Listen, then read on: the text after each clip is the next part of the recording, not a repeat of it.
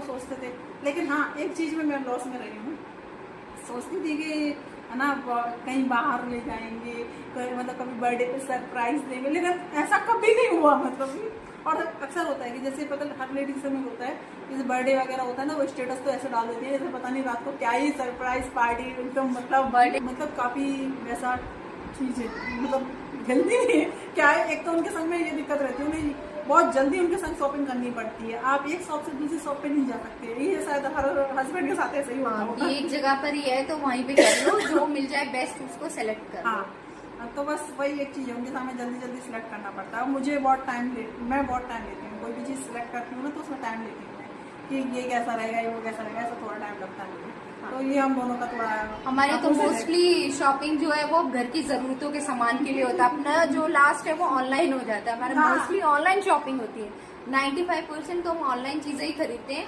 अगर ऑफलाइन खरीदते हैं सिर्फ घर की ग्रोसरी, घर का सामान, घर के लिए या बच्चे के लिए, क्या है इन्हीं सब में चला जाता है। तो वही है ना, मतलब रोमांटिक मैसेज की जगह बोल ग्रोसरी लिस्ट भेजी जाती है। वो जो हस्बैंड वो दिखाते हैं कि आपका पर्स पकड़ के चल रहे हैं, यहाँ पे एक तरफ राशन होता है, एक तरफ सब्जियां होती है।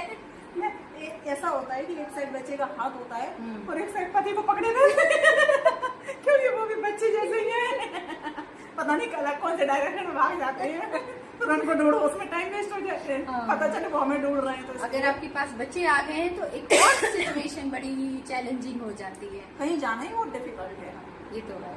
तो वही है कि फिर डिसाइड करना भी तो डिफिकल्ट होता है ना, जाना कहाँ है। अगर आउटिंग पे है तो आउटिंग पे माइंड नहीं काम करता है कि अब जाना कहाँ है। अगर बोलेंगे भी ये जाने के लिए कि जाना कहाँ है तो पूछेंगे जाना कहाँ है, मैं भी सोचती हूँ जाना कहाँ है, गूगल पे सर्च करते हैं कि डेस्टिनेशन बताओ। मैं आपको एक फनी चीज बताती हूँ। लास्ट टाइम हम लोग डिसाइड कर रहे थे, दिवाली के बाद हम लोग बैठे हुए थे, हस्बैंड और फ्रेंड्स वगैरह हम लोग भी बैठे थे, अभी हम भी थे।